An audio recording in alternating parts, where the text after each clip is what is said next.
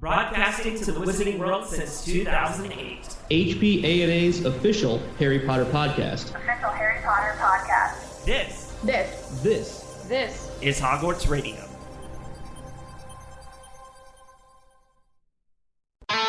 This is Hogwarts Radio, episode 227 for December 23rd, 2018.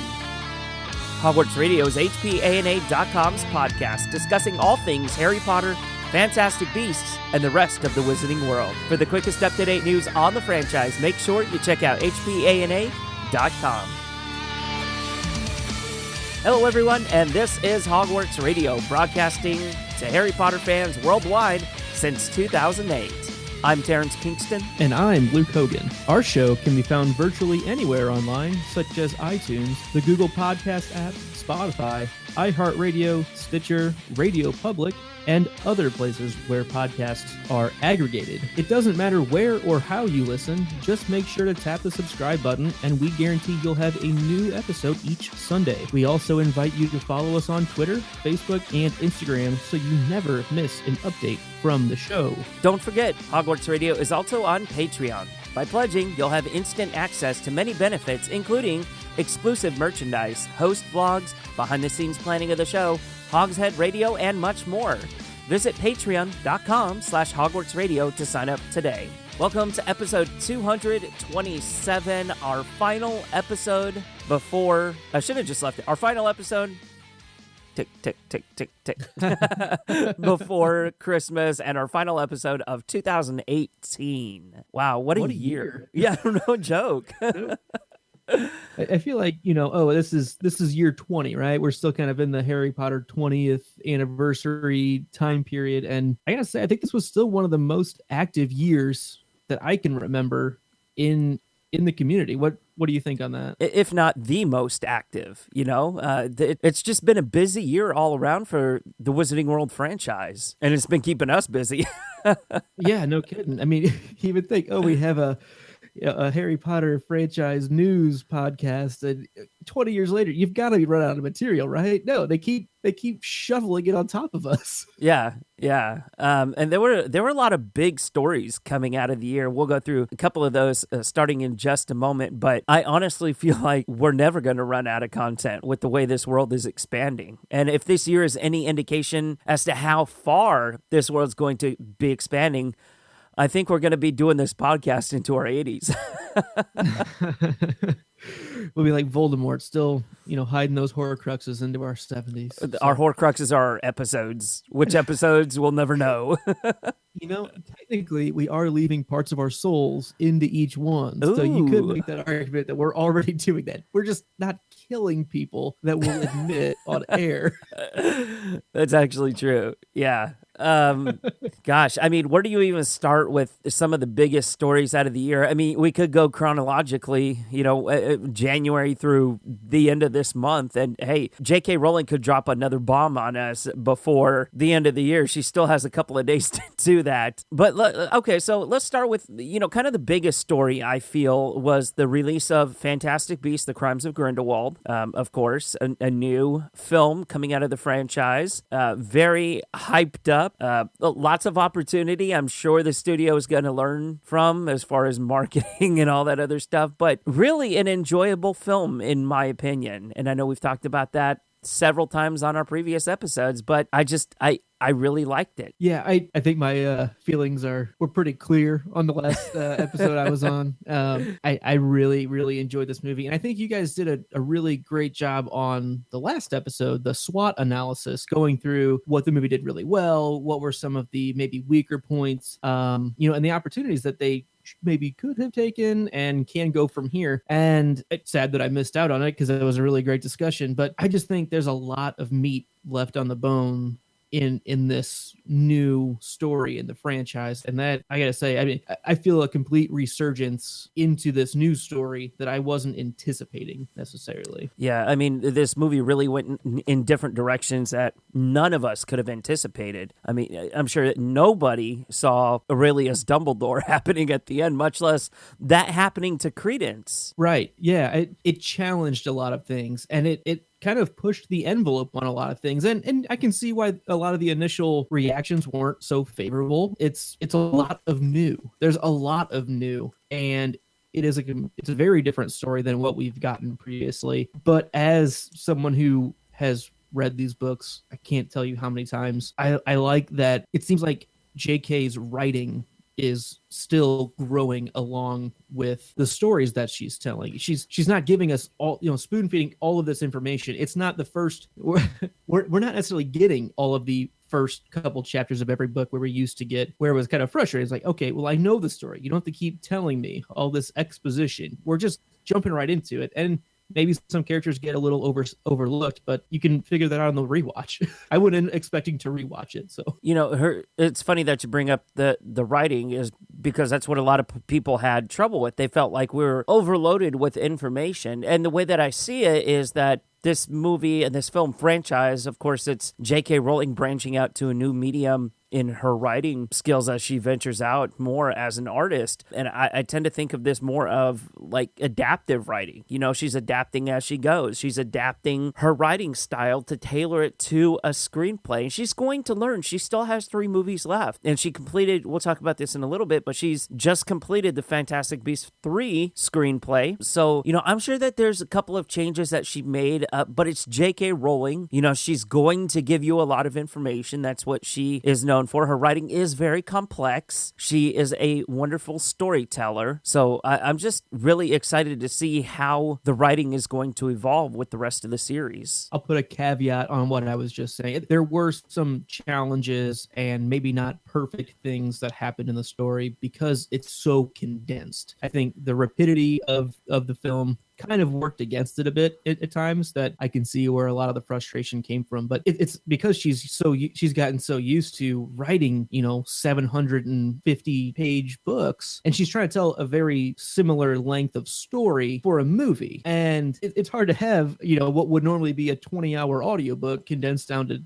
to just over 2 hours. So that's just a challenge. And I'm excited to see where her skills will lead her, because in Joe, I trust. It's funny. One of the other stories coming out of the year for Hogwarts Radio, in fact, was we recorded that Speak Beastie Radio episode with our friends over there at the Speak Beastie podcast. Yeah, and there were a lot of different opinions on that panel as far as trusting J.K. Rowling's writing. There were some of us that felt that, she has to provide the clear answers in black and white. She can't mess with canon. She can't do a lot of the things that she did in this movie. And I mean, my response to that is just like, it's J.K. Rowling. It's her story. She can do whatever she wants with it. However, it's got to make sense for some people, and it has to tie up at the end for everything. And I don't have a problem with not trusting her on that, because I absolutely 100% think that this story is going to tie up very nicely, and all the loose ends will be, trimmed up. But there's some people that really needed those answers right here in this movie, and they were frustrated that they didn't get them. I don't know what to tell those people. It's the second of 5 movies. It's early. I mean, there are a lot. This is a presentation of new things. Movie 1 out of a 5 movie franchise is going to set the tone, get you introduced to the main characters. It's going to be lighthearted. It's going to be fun. It's going to make you fall in love with the main characters. And it did. Everyone loves Newt. Everyone loves Jacob and Queenie and Tina. And Credence, has a special place in your heart because of what he went through. And the second story isn't going to be that again. It just can't be, because then it's just fluff. It's just, oh, this is nice the whole time. This has to raise the stakes. This has to show us that there's a bigger thing at work here, and it's scary. It's not called, the Wizarding World, the Wizarding War, before Voldemort gains power. They say that Voldemort was the, most evil wizard in 100 years. But I mean, it seems like they're referencing back to Grindelwald. You've got to sell Grindelwald as a big thing, because we're sold in book 1. Oh, and Dumbledore defeated Grindelwald, 1945. Like, you have to give that some weight to it, because we know how powerful Dumbledore is. So you have to make Grindelwald equal, at least from what it looks like. So the good guys aren't going to win in this story. They just aren't, and they probably won't next movie either. They're going to get a couple wins. They're going to get a couple losses, but there's still going to be more questions, and you just got to roll with it. One thing J.K. Rowling did mention in a tweet recently was that answers are given in the third movie. Yeah, while answers are given, there's going to be more questions that come out of that, and that's only, something natural for a story this complex. And, 5 movies, well, yeah, there's going to be more questions and more answers given, but you're not going to have that fine balance. You're either going to have one that's more than the other. So the way I thought of this movie, and as we are digging into it a little bit more on our regular podcast episodes and in the fan community in general, is I find a lot of parallels, not necessarily within the content, but with the movie itself to Prisoner of Azkaban. And the reason why I'm saying that, everybody's like, no, they don't match at all. No, this is what I'm saying. Prisoner of Azkaban went a completely different direction, right? We brought in Alfonso Cuarón. He took the cinematography a completely different way. He took away that comfortableness that we felt with the Wizarding World, and he brought out, casual clothes. He brought out scary situations with werewolves and things like that. Well, the first 2 Harry Potter movies were fluff, and we don't have that luxury to have that with this series because of the way that the story is progressing so fast. I mean, you're equating it to movie 3, and I'll say no, because of all the beasts, there were no singing frogs. So, come on. I'm clearly teasing. No, I see exactly what you're saying, and I very, very much agree. And even though I called the first Fantastic Beasts movie fluff, I don't mean that as a bad thing. I mean it's lighthearted, it's fun. I love that movie. I just watched it again last night and the night before. It's a great movie. And it's just not going to have the same weight and difficulty for our main characters as we're going to have as we go through. If you remember, again, going back to books 1 and 2, same with movies 1 and 2, it was at the end of 3 that I always viewed, okay, well, now the story is really starting. Looking back on it, books 1 and 2 are kind of standalone stories. Movie 1 for Fantastic Beasts kind of feels that way. Yeah, it puts some characters in different places, but it kind of stands alone. Like, oh, animal beasts got out of the case. They get them back in the case. Like, that's kind of the overall story. And right, you have all these cool character interactions and the obscurus thing going everywhere, but it kind of tidies itself up. I get the feeling that movie 2, Crimes of Grindelwald, is very much the Prisoner of Azkaban of the series, in that from here, everything is going to connect until the very, very last paragraph of the last screen writing. And I'm excited for that. Another big story out of the year, the second biggest story, I feel, in my opinion, is the controversy with David Yates on Dumbledore not being explicitly gay in Fantastic Beasts 2. So the reason why I feel like this is such a big story is because of the response it elicited from the Harry Potter fandom.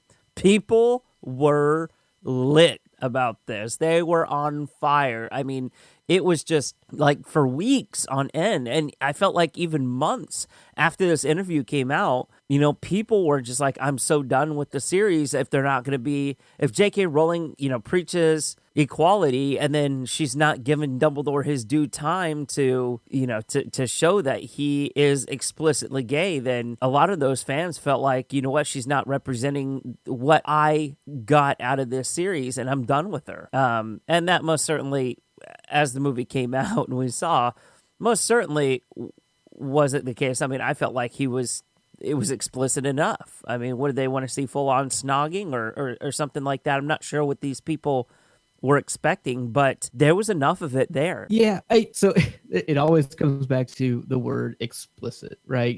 And how you take that in context. And Mr. Yates was trying to get at, but it is not specifically stated in the movie. And maybe that's kind of where he was hanging his hat. It is very clear. It's very, very implicitly clear. And that's kind of the thing, is he's kind of like technically correct that it's not super explicit, like, hey, I'm Albus Dumbledore and I'm gay. Like, that's not going to happen. And right. If that would happen, if that's like the definition of explicitly gay that David Yates is following, which it sounds like it is because we've talked about this over and over. And it seems like that is what he's qualifying as being explicitly gay, which is fine. I would feel that would be very out of character for Albus Dumbledore. I like the way it was done in the movie in that, okay, it's there. It's on screen. They don't have to say it out loud. It's very clear. You know what they're getting at. It's just Dumbledore isn't going to be the one that would talk to anybody about that. So it just wouldn't make sense in a script for those words to be spoken. Yeah. I'm all for it, though. I mean, in general. I mean, yeah, totally agree with everything you said. If you're using a plot device, much as the Mirror of Erised is, and you're showing that what he is seeing in the mirror. Oh, that's another big thing coming out of the year. We finally know what Dumbledore sees in the Mirror of Erised. Then that's, I feel like for me, granted, I'm not a member of that community, but I, have a very good understanding about it. I feel like that should be enough for now. Let the story play out. We don't know what's going to happen in the future films. We didn't, at the time that this came out, we didn't even know the context behind Dumbledore seeing Grindelwald in the mirror. Like, was it a trick? Was it not? Was it something that he wished that he could have had? Like how much more explicit can you get other than, like I said, full-on snogging? I felt like that was very clear, and the explicitness was there because that's, the audience was exposed to Dumbledore viewing what his deepest desire in his heart was in that mirror.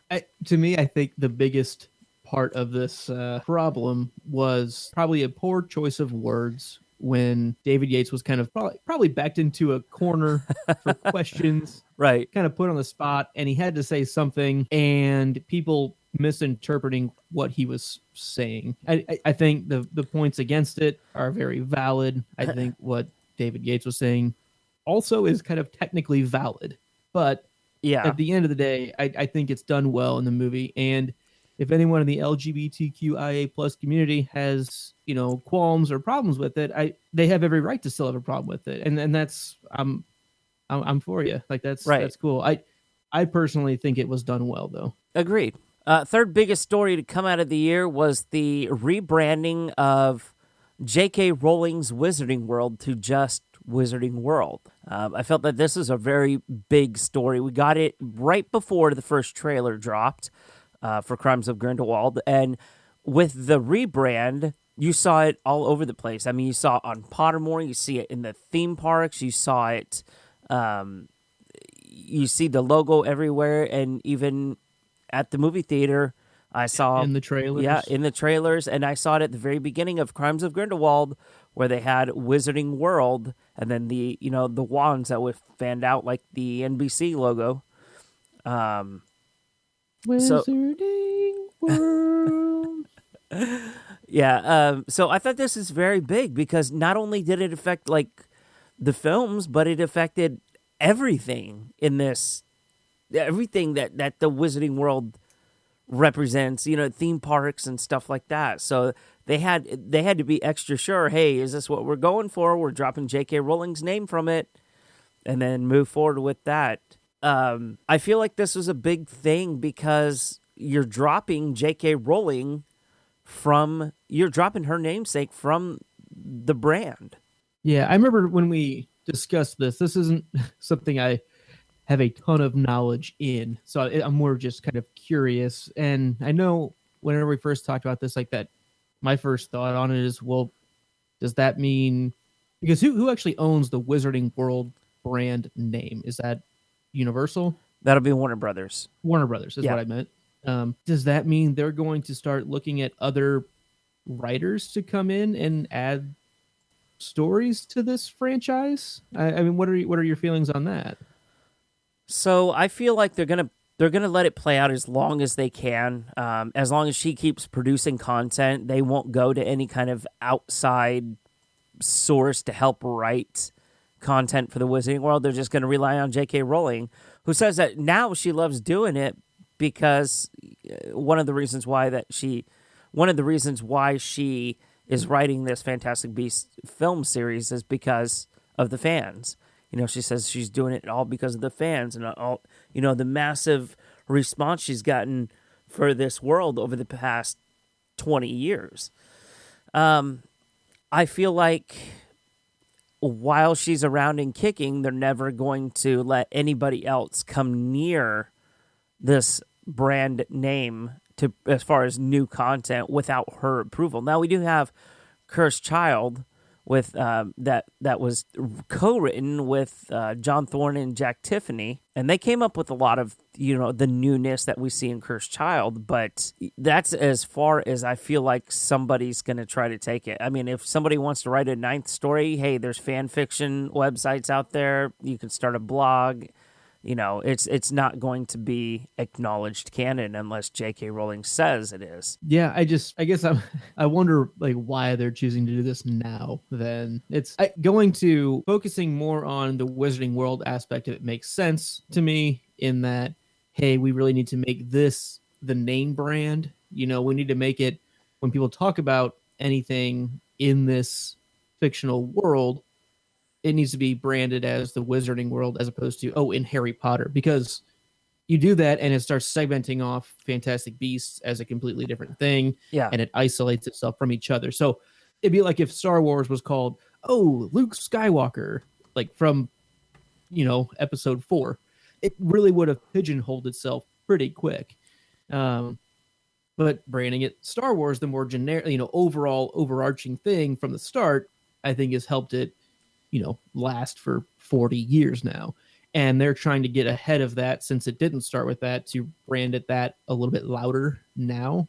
Yeah. So I agree with that aspect of it. I just wonder why her name was taken off of it specifically. I mean, and that could be most certainly the case too, is that her name was removed because of, she wanted to wash her hands of most things involved with this franchise and just focus on creating content, not really, all the business aspects, the brand, what is it called? The brand development team.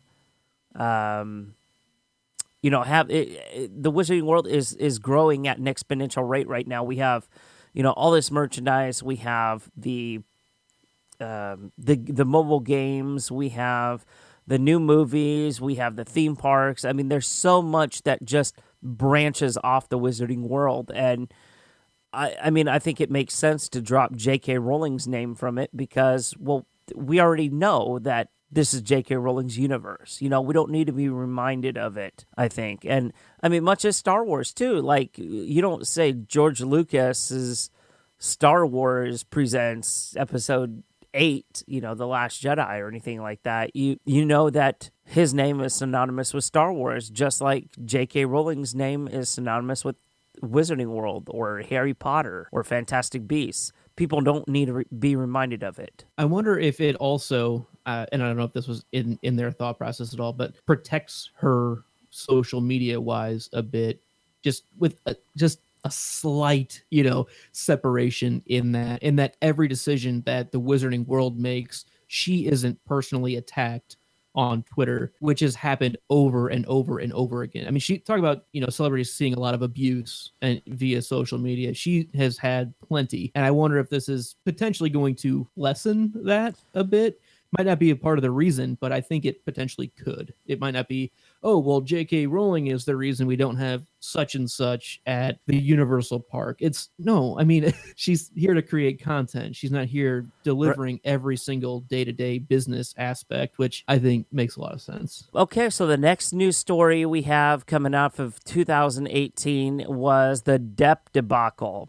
And people saying that they were going to boycott the Fantastic Beasts 2 movie because Johnny Depp was not recast and because J.K. Rowling stood behind and David Yates stood behind Johnny Depp and, kind of gave him that stamp of approval saying, you know what, he's good to go with us. For those of you that don't know, Johnny Depp is one of the stars that has been accused of domestic violence. And that had its day in court, and that was settled out under the most secretive of settlements, but still doesn't absolve him from wrongdoing in the fans' eyes. So You know, a lot of people were saying, you know what, I'm just not going to see this movie. You have, not only do you have this, you know, domestic abuser, but you have the writer of the franchise standing behind him. You have the director and the producers standing behind him.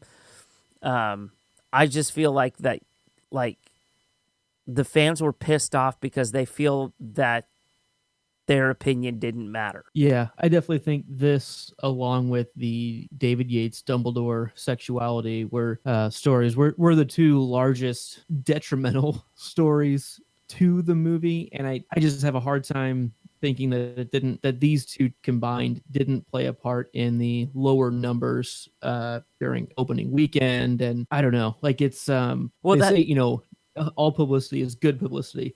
I just don't think that always is true. I think that's a bad mantra. You know, and at first, whenever that was what was going through my mind, whenever I got out of the theater and I saw almost a near empty parking lot, I was like, oh my God, are people really that pissed off and upset at this franchise to where they're not, like, they are making a stand? Like, because remember, there was a movement going around where people weren't going to see this film on opening weekend because they wanted to make a statement to Warner Brothers and said, hey, it's not okay what you guys are standing behind. It's not okay for you guys to take this kind of stance on this sensitive matter. But I really, at the end of the day, I don't think that it played much in the box office numbers for Crimes of Grindelwald. I don't think that it was that big of an impact. Like, what he had done was that big of an impact for the film performing poorly. I think that's fair. There were a lot of mistakes, I think, made for marketing this movie, and those two stories just did not help create a positive environment for the fans to be excited about the movie as it was preparing to come out. And I don't have a whole lot to say on Johnny Depp specifically. Yeah. It's kind of why I'm talking around it a bit, but you know, and go ahead. And in the movie, I felt like not that all of this went away, but I felt like he did such a great job at what his actual job was. You know, Johnny Depp is a character actor.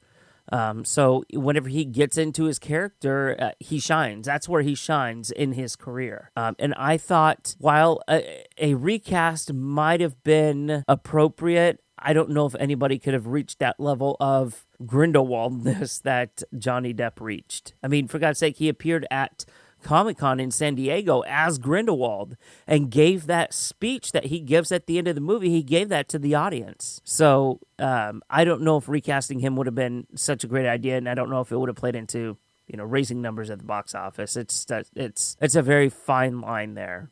Mm-hmm. Yeah, no, I think you're right. Another big story coming out of the year was, let's see, let's wrap up the controversies here, I suppose.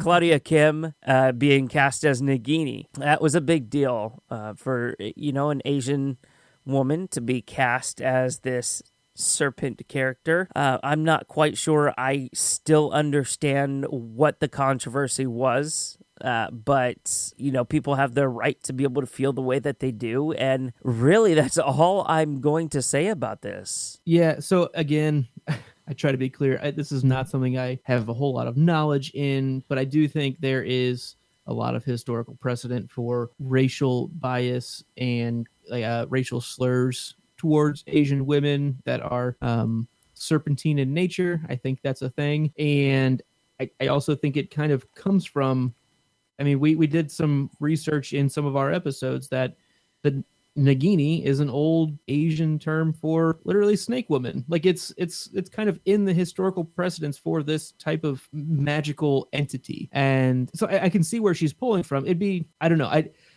not trying to offend anybody, but I can see exactly where, to me, it makes a lot of sense as to why it was chosen the way it was. I hope it didn't offend anybody, and I think it was really well done. It was maybe short-lived on screen a bit. It was one of those storylines that kind of got swept under the rug a little bit and didn't get explored maybe as much as it should have. But I thought Claudia Kim was very convincing in her role, and I'm glad to see more representation of people of different nations. I think that's one thing that you could go the complete opposite way and say this film franchises not done a great job of bringing in people of different colors and ethnicities and all sorts of different backgrounds. Right. And I like the inclusion, even though it's very limited and maybe it could have more. I like the way that they're trying to branch out by going to different cultures and getting fans familiar with different parts of the world. I think it's an overall positive mentality behind it. Mm-hmm. And I'm excited to see where they're going to go next. I'm kind of wondering how she's going to end up in this snake form permanently. I mean, we know it has to deal with a blood curse, sure, but to actually see what triggers that and what happens to her, it had to be some sort of traumatic event is what I'm thinking. And I'm sure we're going to save these theories for future episodes. But I would love to see how her story is going to play out. And I don't have, it's not that I'm ignorant to it or anything like that, but I just don't have a problem with her being Nagini because I felt like she portrayed that snake wonderfully. Moving on, we have the fourth book in the Corman Strike series, Lethal White, being released. Luke and I were talking before the show here, and neither of us has read the Corman Strike series, but that's okay. That doesn't mean it's not good. I have read the first three, and I do really enjoy this series. I've been pretty busy, so I haven't been able to get to the fourth one yet, but I do recommend them. If you like detective stories, they are good. I mean, it's good writing, good characters. They're kind of quick. I mean, very enjoyable, I would say. What else do we have here? Hogwarts Mystery released on iOS and Android. This was highly anticipated, and people were downloading the hell out of this game and then getting stuck in the first level where the devil's snare was killing them and you had to wait 12 hours for your energy bubbles to come back. I feel like, I deleted the game. I really did from my devices because I just, I got tired of waiting for the energy to try to come back. And granted, they've kept the game visually appealing because they've been adding new things, which is exciting. I'm glad they're updating it. I'm glad that you're able to have kind of these little side quests, and you're starting to get some more context behind some of the characters that you never thought you would get any context behind. So to each his own, just not my cup of tea. But the graphics on the game are very beautiful. They did a real good job, a solid job of putting it together. And I feel that as long as they keep adding meaningful content, that they're just going to keep growing tenfold. So yeah, I didn't play very far into the game just because it's not my style of game. I don't do mobile gaming much. But one thing I will say is, yes, the graphics are very, very good. And I was pretty impressed with the mobile graphic capabilities of that. I know, to me, it seems like the developers have done a really good job, from what I've heard from others playing the game, with showing respect and interest in the stories themselves and bringing it, giving some true reverence to the book canon that we know and creating a story that fits in it decently well enough without breaking any major rules, which I think goes to show that they respect the fan base pretty well. I think that's a big credit to them. I was just on the podcast 9 3/4 2019 predictions episode as well, and they're both still playing it. Rhea and Jem are both still playing the game, and they're still excited. They play it every single day, and they're both in fifth year and are really digging what the story has got going. And credit to the developers to keep people interested this long. It just wasn't for me, but that I don't want to downplay anyone that is enjoying it. It sounds like the story is well developed, and credit to the developers on that. Let's see, what else came out of this year? A new ride in the theme park is under construction in Orlando. So the coaster was laid on the track just a few days ago. This is supposed to be some sort of Forbidden Forest ride. There haven't been too many details. Universal has been really tight-lipped about spreading any kind of rumor or anything like that. The images that we are getting are captured from drone drone footage. So that's pretty cool, though. That's how we were able to see, oh, yeah, a cart was lowered onto the track just a few days ago. So that should be open sometime in 2019, and I can't wait to go and check it out. I wonder if they're recruiting any crash test dummies for it, because I'll volunteer as tribute. I'll volunteer. You can find us at staff at hogwartsradio.com or smarmy lucart at hogwartsradio.com. Send us an email. That's true.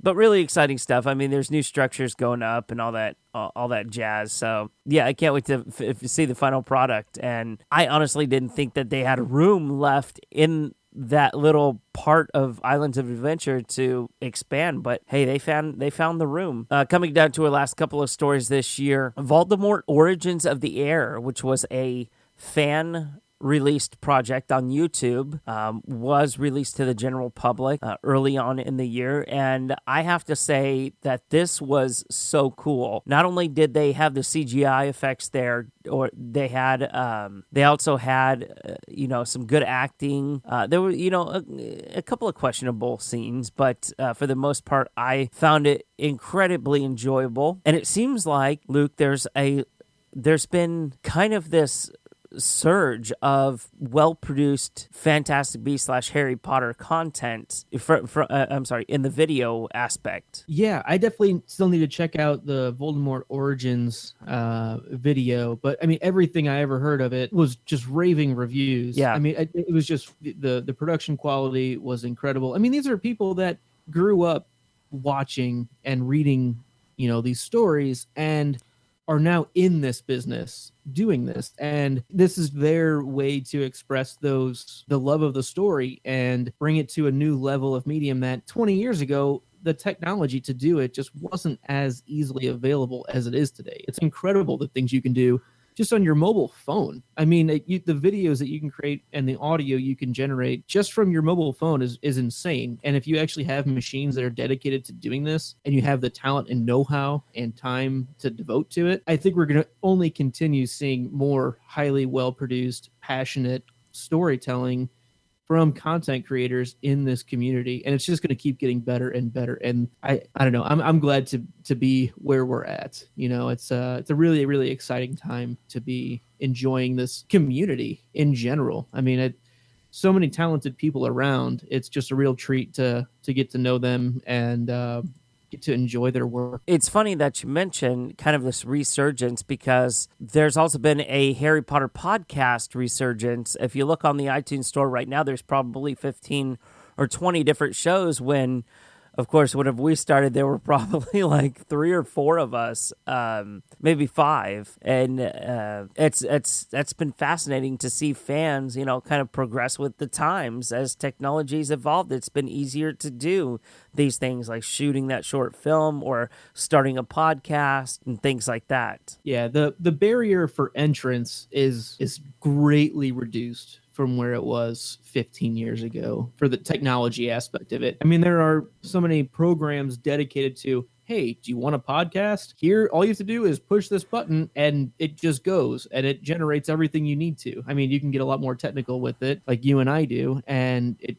gives us a lot of cool flexibility, but you don't have to have all this technical knowledge to get into it. And everyone has their own perspective. And I think that's the real benefit of kind of opening, the market to that, because I mean, some aren't going to work out. That's fine. But guess what? Some will. And those people are being able to spread their proverbial wings. And it's just, I like how welcoming the community is to new people who have new thoughts. And there's so many new avenues that we can still take in this book series and whole Wizarding World franchise. I mean, you could have a podcast just on going to the Wizarding World and talking about, at Universal Studios and just going over every single thing there. You could have 30 episodes real quick with how dense it is. There's so many opportunities, and it's just really neat to see. Back in July, we had the opportunity to go to LeakyCon and podcast from there and be on this panel of Potter podcasts where we got to share our different experiences within the fandom and what it is that each and every show does. And guys, you've got to imagine how many Potter shows there are out there, right? Well, we're all talking about the same thing, kind of. Well, yeah, same subject, but the subject matter is very different. If you listen to us, you might not, we don't do the same thing as, let's say, the podcast that must not be named, your show, Luke. We don't go chapter by chapter. We don't have like a first-time reader. We don't have, kind of this firm format. I mean, we discuss the news, the popular things happening, maybe an interesting topic or two, play games, and then that's it. We're done. Some of them, go very deep into the text, and they find parallels, like, let's say, between, stuff that happens in Deathly Hallows to Hitler's regime. I mean, you have the density of this world is there. And it gives freedom to all these other shows to talk about whatever they want to talk about, but not be repetitive, and try to have 14 podcasts talking about the same exact topic week in and week out. Yeah, touching on the density of the story is, I think, completely accurate. There are so many angles to exploit, in these stories, and everyone has their own perspective. I mean, just thinking of like shows like Potterless, you have a guy who started it reading the first book when he was 24 years old and just has lighthearted, fun chats, almost ripping on the stories, but yeah, ended up falling in love with it over time, and they're great. He's hilarious. And then you have other shows like Harry Potter and the Sacred Text. It just a completely different style, completely different aspect that they're trying to get to, but also completely valid and brilliant. And then you have shows like Accio-Politics, where they go through and take real world politics and apply it each chapter by chapter to something that specifically applies in that chapter for a politic. And it's just eye-opening every single chapter. And there are so many other ones that I'm sorry if I'm not mentioning you. Like, those were just the three that popped into my head right now for completely different aspects that you can take on the same damn chapter. Like, yeah, it's incredible. I feel like we're kind of the old grandpa or grandma sitting in their rocking chair, telling the kids about back whenever we started podcasting. All the way we were there when that was an 8 for the 5th movie to come out. Oh my god, yeah, that's actually true. I mean, shoot, whenever we started, we didn't even have Half-Blood Prince come out, the movie. We started like about a year after Deathly Hallows, the book came out, so there was still so much to talk about. But I mean, yeah, it's amazing. You can listen to 5 different Harry Potter podcasts throughout the week, and none of us guarantee will be talking about the same thing. And the other thing that I found really, really cool is how willing everyone is to work together. I think yes. that is something that you might not anticipate when you first start getting into something like podcasting. Of, hey, like, sure, we all want to self-promote and get our word out there, but I am super excited to talk about other people's podcasts, because I got into podcasting because I love podcasts. And when I first got the chance to be on Hogwarts Radio just as a guest, I was like, oh man, that is so cool. Like, I was so excited just to be, hang out with you guys. And then you guys drug me along and said, hey, will you be a permanent host? And, I'm clearly teasing, but I've gotten to know you guys, and I've gotten to know other people in other podcasts just by the nature of, hey, you want to be on our show? Can we do something on your show? Hey, let's collaborate. And it's a community of productivity and encouragement that is truly, truly welcoming. And I encourage, if anyone listening out there wants to start a podcast, do it. The worst that's going to happen is you're not going to continue it. No one's going to be like, wow, this is terrible. No, just do it and have fun doing it, because that's what it's all about, is enjoying what you're doing and having a chance to talk about a story that we all love day in and day out. Whenever I tell people that we've been podcasting for more than 10 years about Harry Potter, first of all, they look at me like I'm crazy, but second of all, they're like, possibly talking about for 10 years. Exactly. That's the other answer that I get. And that was one of the answers I think that was thrown out to us at the podcasting panel that we did at LeakyCon was, well, sure, we have new content, but how do you guys keep going for so long? And, you have to grow and adapt your show, much as we're going to do in 2019 looking ahead. We are going to partner with more YouTubers. We're going to partner with more people of influence just to get the word out there more about our show and have them bring their audience just to see maybe they've never experienced a Potter podcast before. Maybe they're from another Harry Potter podcast, and we're like you said, Luke, we would do like a cross collab episode. And I think this past year was the high point for that, because I can't tell you how many different podcasters we had just in this year alone. And how many kind of collaborative episodes that we've done. Recently, our Speak Beastie Radio episode was one of the top hits for our show over this entire year. And people love it. People love to see that, oh my God, I listened to this show and I also listened to this show, and yet they're on the same show together. They're doing a same episode together, and people are more inclined to listen. But the biggest thing is how to keep going after 10 years is you adapt with the times. You adapt your content with the times. You bring in freshness. You bring in newness. You bring in, those people that you might not think, or that may not seem like they would care, but in the end, I mean, they do care, and they end up having a lot of fun coming on the episodes and stuff like that. But it's all about networking, I think, is the number one key to keep going, is networking and the passion that you share together. Yeah, I completely agree, and it's been a fun ride. For sure. So looking ahead to 2019, do we have any predictions of what we would like to see in the Wizarding World franchise, or what we think is going to happen? So I will start by saying we do have one thing in main book series canon that we know is going to happen in 2019. Do you know what it is? It is do you mean in the actual year 2019? Yes, in actual book series canon. No, I can't think of anything that happens in 2019. Lily Luna Potter starts school at Hogwarts this fall. Oh my God. Into Gryffindor. That is right. Hey, is that the last thing to happen for canon, for Harry Potter canon? I think so. I think so. Wow, that's crazy. Because Cursed Child all takes place in 2017. So any predictions on what we think will happen with the franchise this year? Because the movie itself, the new movie, The Fantastic Beasts 3, isn't going to be released until 2020. So we've got a full year in between. So, I honestly think we're going to see, the Wizards Unite game, of course, will be released. I am excited about that. I'm not a huge mobile gamer, but I don't know. I'm kind of falling for the marketing right now.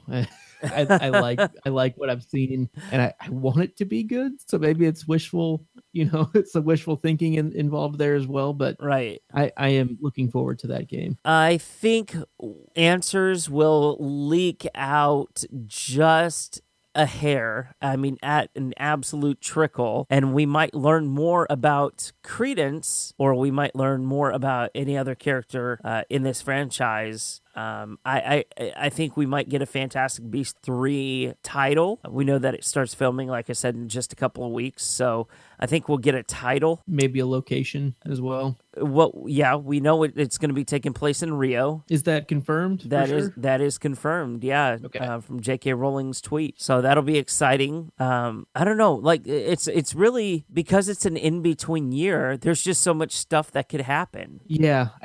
I would not be surprised if we get short film type things, and not like short film, but short, extended trailers that are more character specific based, almost starting coming out. Like, hey, here's a quick thing just with Credence, and almost time fillers. But I don't know. I could see because it seems like the Wizarding World, Warner Brothers team, they try to kind of push the envelope on trying new things for marketing purposes, for storytelling purposes. Right. So I think they could try to do something more of, hey, get to know the characters more in depth, without being anything story based. Almost like Walking Dead with Fear the Walking Dead. It's kind of like, here's a little snippet of something else that's in the world type thing. And I don't know exactly what that's going at, but I could see something in that realm of possibility coming out. Yeah, no, I totally agree with you on that. Well, whatever 2019 holds, I'm sure it's going to be one exciting year, filled with controversies, filled with lots of theorizing, lots of discussion.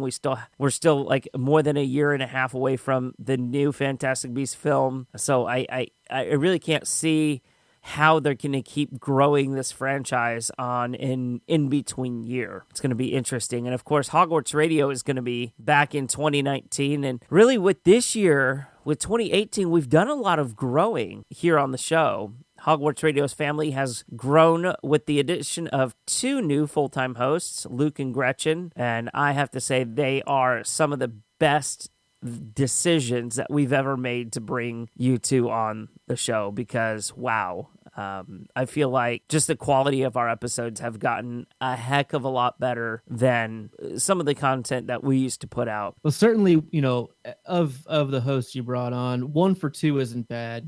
Gretchen is a real treasure, and at least you got that out of the deal. Well, yeah, I mean, Luke, don't sell yourself short, man. I mean, like we were talking before we started recording, you said what's so nice about coming on this podcast is that I really don't have to do anything but just talk.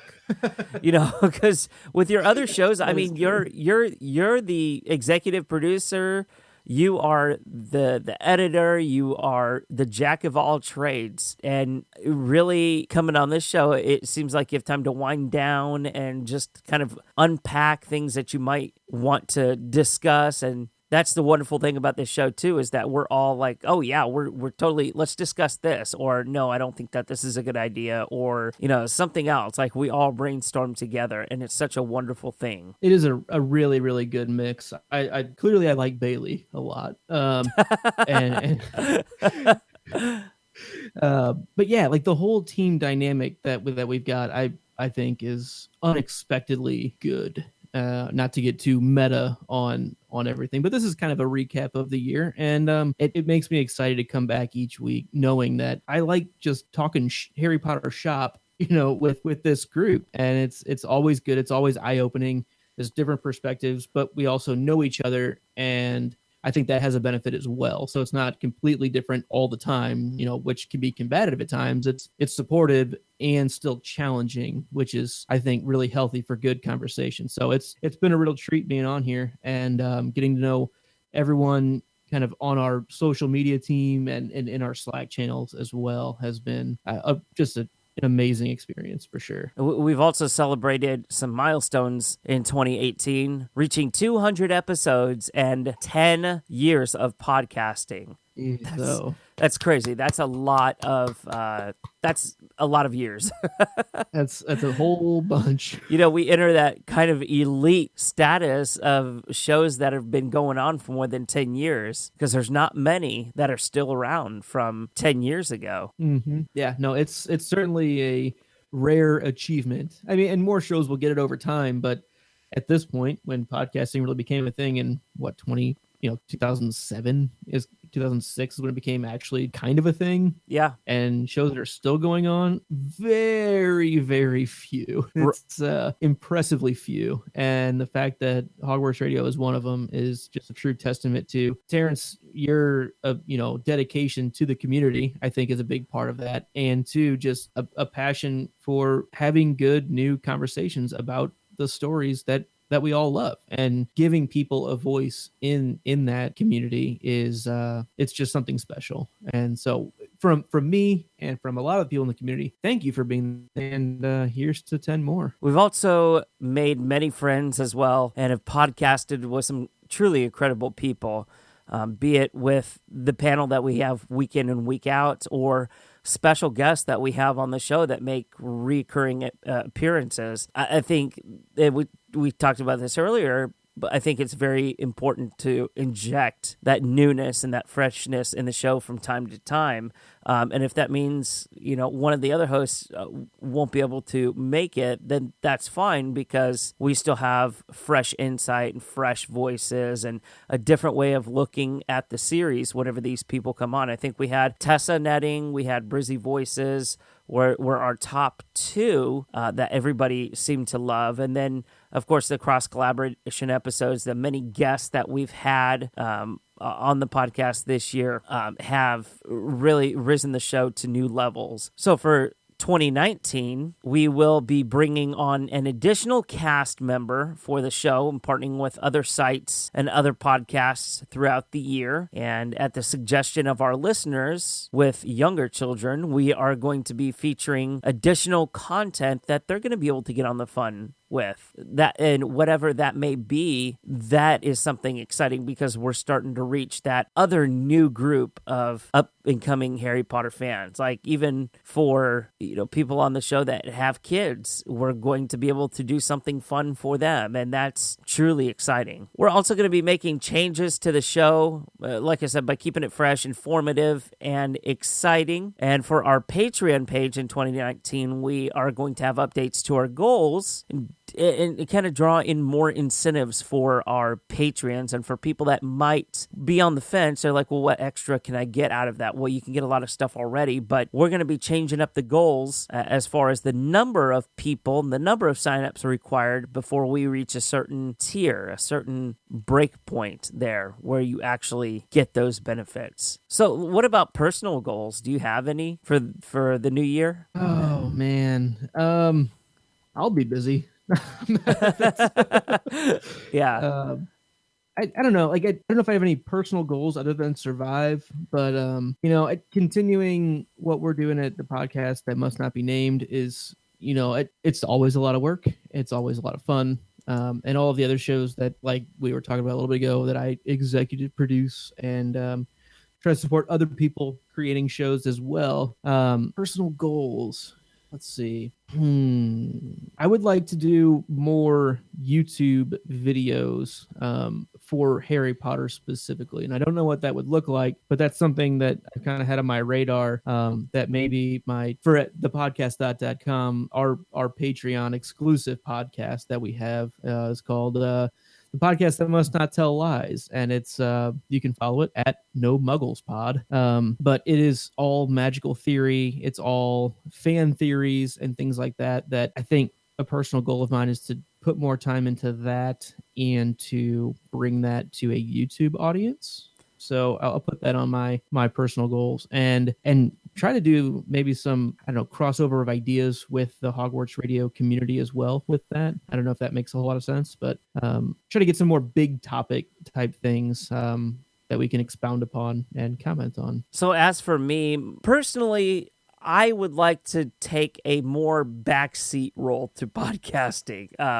That's not to say that I'm going away or anything like that, but I want to be able to use the knowledge that I've acquired over the past 10 years in more than just a role behind the microphone, and talking to everybody week in and week out. I actually want to start producing other podcasts and things like that. So if you guys have an idea, you're passionate about something, you want some advice on how you can, reach that next level with your show, or anything that you might need help on technical wise, I want to do my best to make sure that I'm available to be able to answer those questions that you have, and help you become a better podcaster, or maybe even a better listener or a better fan, something like that. My whole personal mantra going into next year is to make everybody around me just a little bit better through, active coaching and stuff like that, and sharing of trades and best practices. So I would love to eventually step away from the microphone, of course. That has to be a goal on how I can grow, because right now I'm not growing. So I think next year is going to be the year where I focus on personal growth and stuff like that within the podcasting sector, I guess. Well, you just gave me a whole bunch of ideas that we should talk about off air. Tip of the iceberg, Luke. Tip of the iceberg. Always.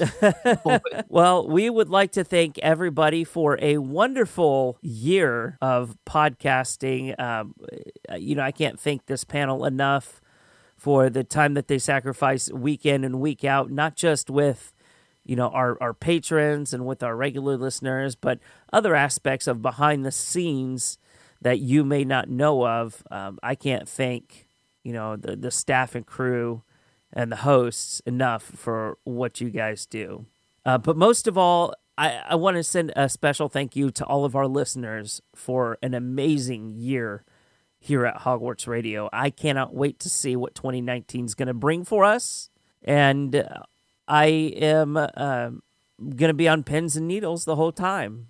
Yeah, I'm right there with you. I was very excited with how 2018 turned out. It seemed like a really big year. It had some problems, clearly, but I think the resurgence that we talked about is very motivating to continue working in this space, and definitely a good time to be in the community.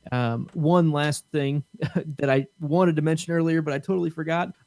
If you haven't checked out the Fantastic Beasts Crimes of Grindelwald Makers, Mysteries, and Magic on Audible, it's awesome. It's not a very long audiobook. It's about 5 hours, and Mr. Fogler takes you through and talks to a bunch of the different production designers. It's almost like a behind the scenes DVD special features type thing, all audio. It's very, very cool. Check it out. And the last thing is actually a Christmas present that I got from Miss Bailey Riddle, and it's the London History of Magic exhibit DVD. It's about an hour and a half long, and it's really cool. And it has one-on-one conversations with J.K. Rowling as she's looking at a lot of the pieces in the exhibit that are specifically special to her and her own life. And I highly recommend that as well. Really, really good stuff. Different takes on some of the things in there that you don't really get anywhere else. And definitely interesting getting JK's perspective on things, as always. Well, guys, we are out of time this week. Thank you so much for tuning in. Once again, I'm Terrance Pinkston. And I'm Luke Hogan. And we'll see you in 2019. Everybody have a Merry Christmas and a Happy New Year. Bye-bye. You stay classy, Hogwarts.